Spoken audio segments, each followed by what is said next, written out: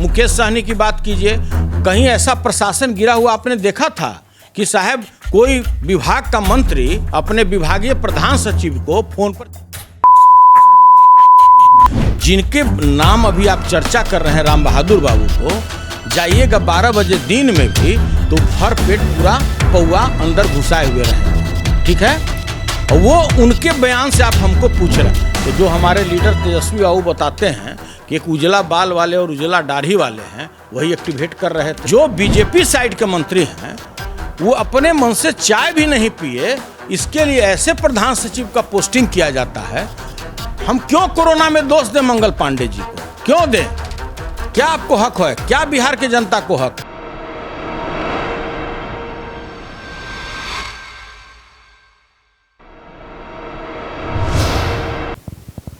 नमस्कार, आप देख रहे हैं DTV भारत। मैं हूं अभिषेक मिश्रा। जाति आधारित जनगणना को लेकर देश की सियासत गर्म है। बिहार में विधानमंडल के मानसून सत्र के दौरान ये मुद्दा गर्म रहा है।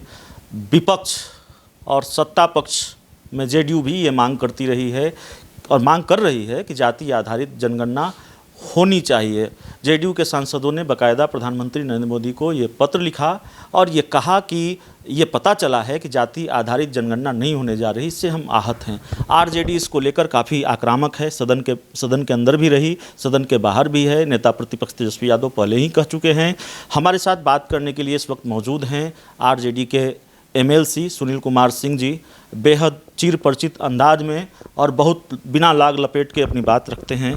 सर, जाति आधारित जनगणना को लेकर JDU के सांसद भी पत्र लिख रहे हैं। आपकी मांग तो पहले से रही है, राजद सुप्रीमो लालू प्रसाद यादव पहले से मांग करते रहे हैं। इस पूरे मामले को लेकर बिहार की सियासत कहाँ जा रही है? देखिए, आप कहीं ना कहीं भूल रहे हैं कि इसके पूर्व में भी विधानमंडल में ये ऑलरेडी पास हो चुका है कि हम लोग को जातीय जनगणना करना है। तो जब पास हुआ होगा तो निश्चित रूप से उसका एक उद्देश्य होगा। उद्देश्य तो यही ना होगा कि भाई जो पिछड़े हैं, अति पिछड़े जाति से आते हैं, जो बहुजन समाज से आते हैं, उनका रियली में वो प्रगति हो पा रहा है कि नहीं, वो उनका आर्थिक उत्थान हो नहीं पा रहा है कि नहीं, यही उद्देश्य रहा होगा। यही कारण होगा कि जातीय जनगणना की बात की गई होगी। और आप भी जानते हैं कि प्रत्येक 10 वर्ष पर भारत सरकार को जातीय जनगणना कराना होता है। इसके लिए निर्णय भी था, लेकिन वो तो बिल्कुल नहीं कराना चाह रही है। उनको तो इसमें इंटरेस्ट भी नहीं है। वो तो पुलवामा कांड में ज़्यादा इंटरेस्ट रखते हैं, बॉर्डर पर झंझट कराने में ज़्यादा इंटरेस्ट रखते हैं। कौन ऐसा मुद्दा हो जाए कि हिंदू मुसलमान में थोड़ा टेंशन हो जाए, वो तो उस विषय पर ध्यान देना चाहती है कि गाय का, राम का, मंदिर का, काशी विश्वनाथ का मुद्दा तो यही सब है। मेन मुद्दा से तो भटकाने की कोशिश की जा रही है। काहे कि देश जिस ओर जा रहा है, जो माननीय लालू प्रसाद जी का आपने वक्तव्य सुना होगा, उस समय भी मंच पर बोलते थे, देश बचेगा कि जाएगा, देश बचेगा कि जलेगा। तो भाई ये तो पहले से उनका कहा हुआ है, उस समय कहा हुआ है, आज से 5, 7, 10 साल पहले, कि भाई जो सरकार आएगी तो न तुम्हारा रेल रहेगा, न भेल रहेगा, न सेल रहेगा, न BSNL रहेगा, कुछ भी नहीं रहेगा। जो आपका नवरत्न कंपनी में शुमार कंपनी है, वो सब किसी प्राइवेट व्यक्ति को दे दिया जाएगा और पूरा देश अभी देख रहा है उसको। तो देखिए, ये जो जातीय जनगणना का जो मामला है, ऐसे भी आप जानते हैं कि जो राष्ट्रीय जनता दल है, हमारे लीडर जो माननीय तेजस्वी यादव जी हैं, किसी भी हद तक, चाहे इस सामाजिक सरोकार के कारण, सामाजिक दायित्वों के कारण जो हमारा कर्तव्य बनता है, उसके लिए तो किन्हीं से मिलने के लिए तैयार है। और उसी की कड़ी में आज आपने देखा होगा कि 1 बजे आज माननीय नीतीश कुमार से मिलने का उन्होंने टाइम लिया था, मिले भी, दोनों अपनी सहमति भी जताए, उन्होंने एक पत्र भी लिखा, आप देखे होंगे, पता नहीं आपको ये पत्र मिला भी होगा। यही पत्र उन्होंने दिया है माननीय नीतीश कुमार जी को कि हम लोग को सामूहिक रूप से इसमें प्रयास करते हुए प्रधानमंत्री से मिलना चाहिए और मिलना भी चाहिए, क्योंकि ये मुद्दा कोई साधारण मुद्दा तो है नहीं। काफ़ी दिनों से राष्ट्रीय जनता दल इसकी मांग करता चला आ रहा है।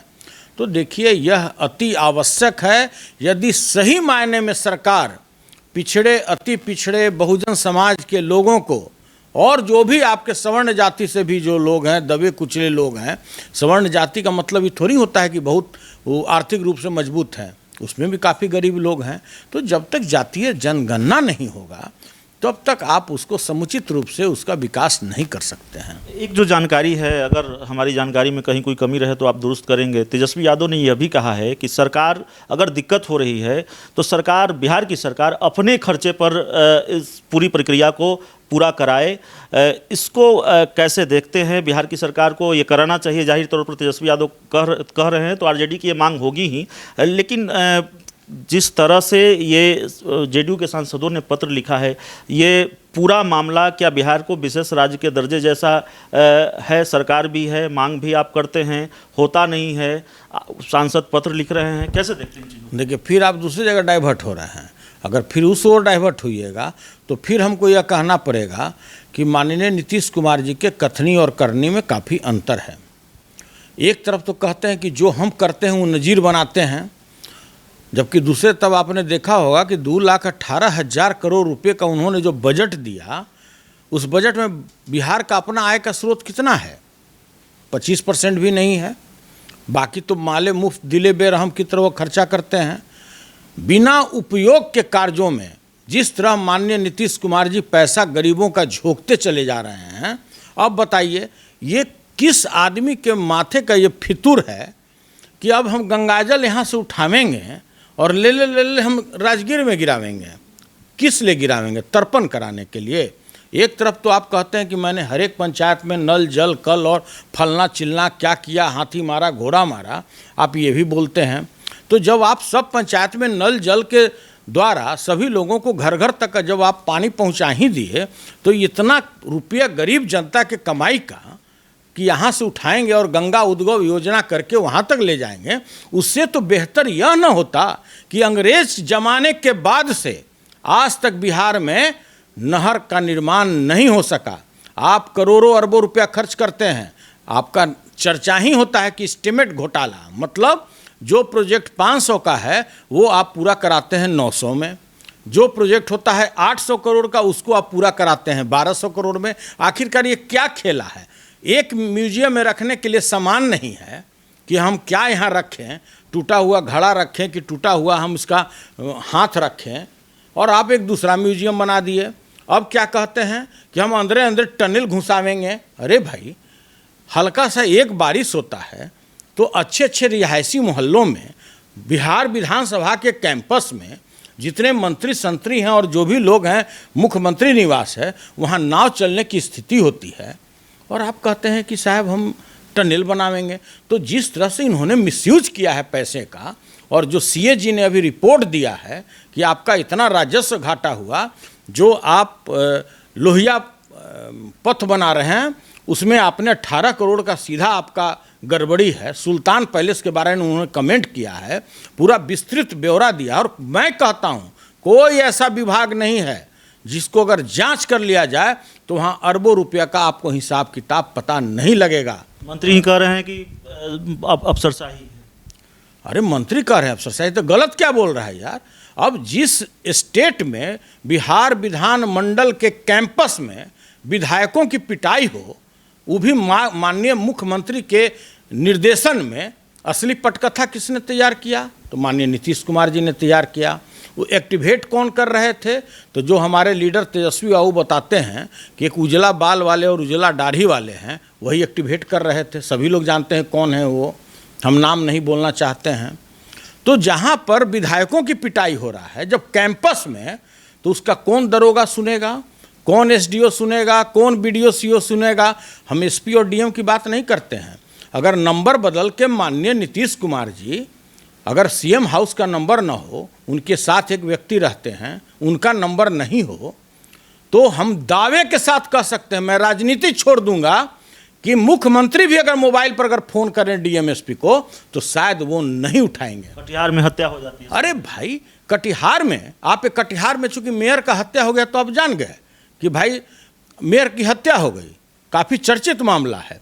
जब यहाँ मेयर सुरक्षित नहीं है, जब यहाँ विधायकों को धमकी दिया जाता है, महुआ के विधायक काफ़ी नौजवान हैं, रोशन जी, उनका जब मुकेश रोशन जी, जब उनको धमकी आता है तो भाई बचा कौन है, सुरक्षित कौन है? यहाँ तो दिन दहाड़े हत्याएं हो रही है, आप उसको दाब रहे हैं, आप एफआईआर करने से इनकार कर रहे हैं, दिन दहाड़े बैंक लूटे जा रहे हैं, दिन दहाड़े क्राइम बढ़ रहा है, और माननीय नीतीश कुमार जी क्या कहते हैं कि हम 3C पे समझौता नहीं करते।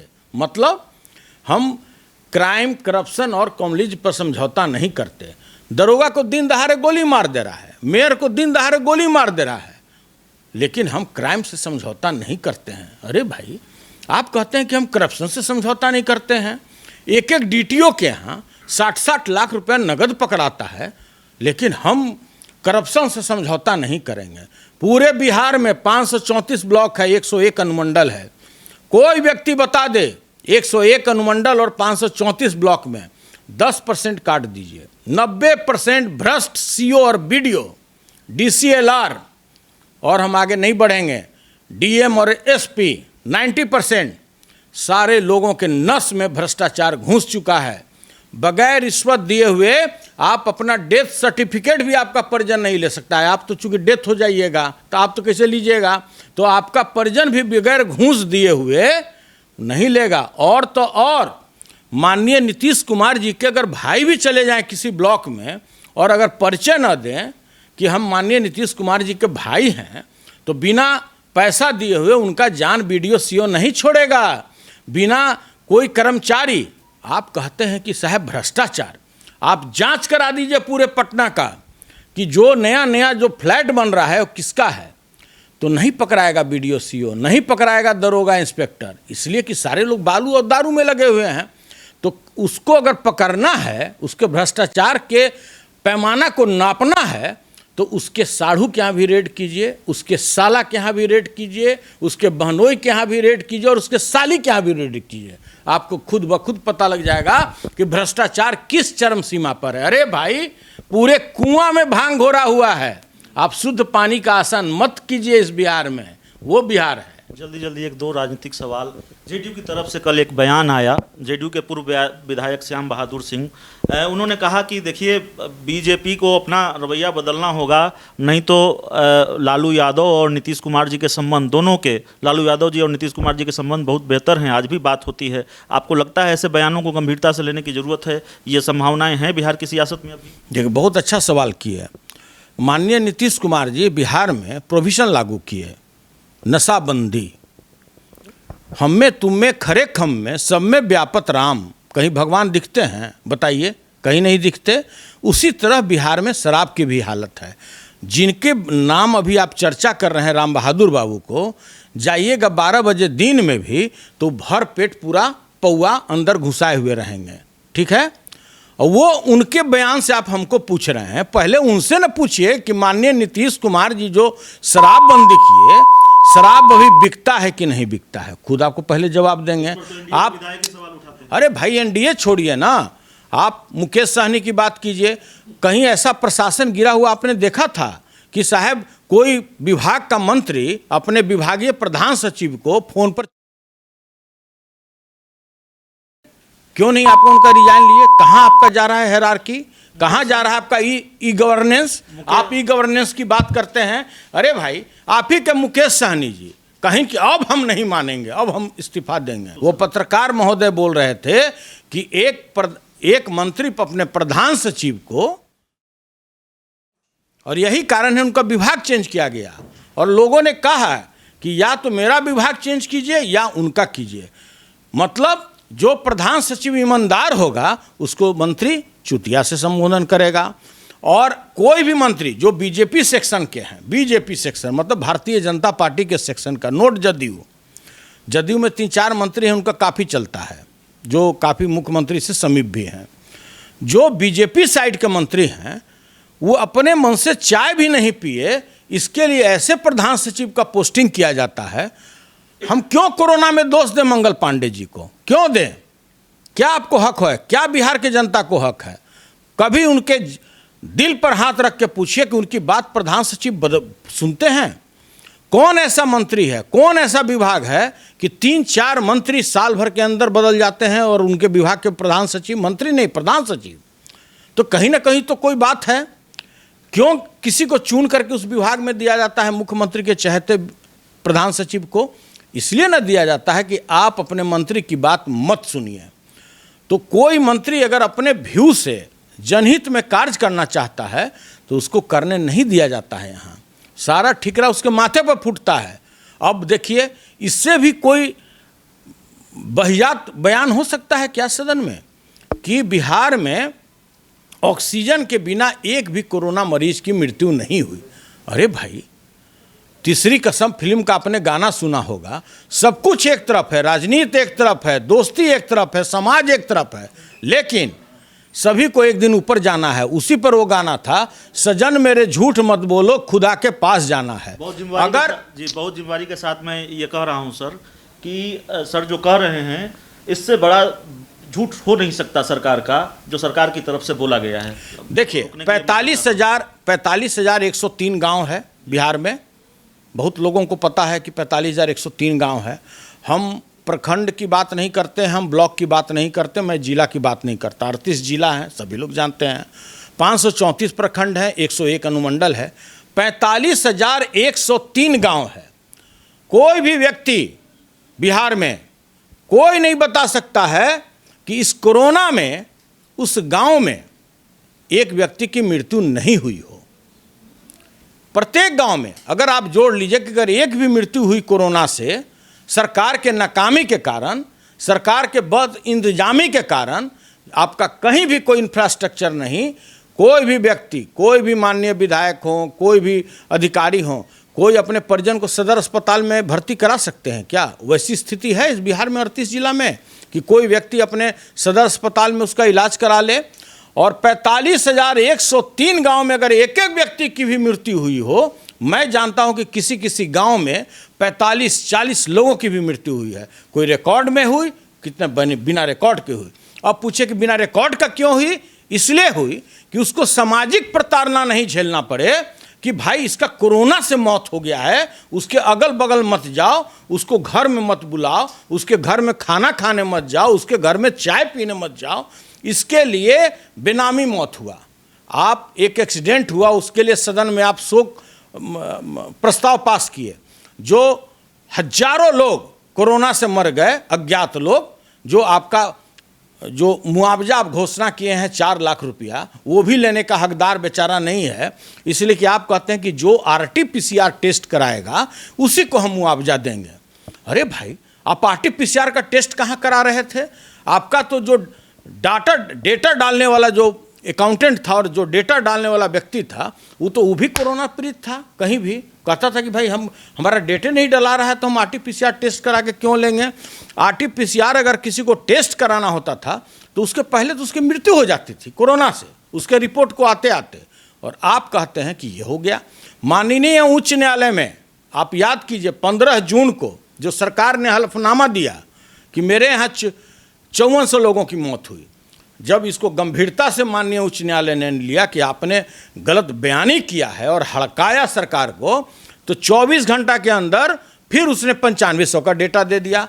बिहार में केवल 9500 का मौत हुआ है। कोई अपने दिल पर हाथ रख के बताएगा? ये मंत्री जी बताएंगे, इनके परिजन बताएगा। और जिस समय मंत्री जी सदन में झूठ बोल के घर में जाते होंगे तो उनकी पत्नी और उनके परिवार और सगे संबंधी भी उनको बोलता होगा कि अरे भाई, ईश्वर भी तो कोई चीज़ है, परमात्मा भी तो कोई चीज़ है, कम से कम सच तो बोलिए कि कितने लोग मरे हैं।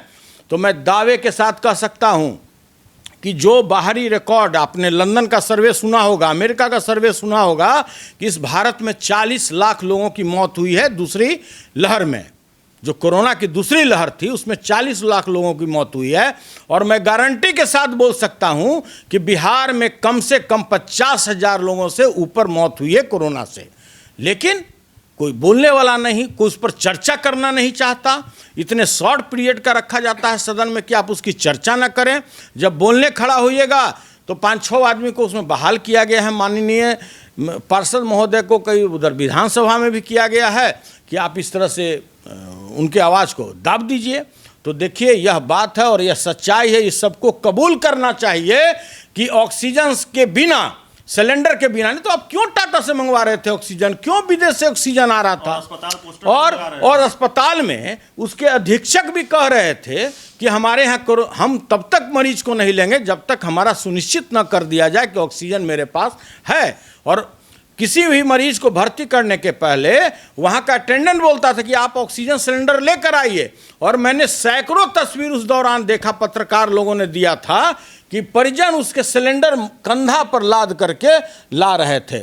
इसलिए मैं पुनः सरकार को बोलता हूँ कि आप झूठ बोलिए, आप झूठ बयानी कीजिए, लेकिन कहीं न कहीं परमात्मा भी हैं, खुदा भी हैं, ईश्वर भी हैं, उनके तरफ भी देखिए कि आप एक हद तक कीजिए।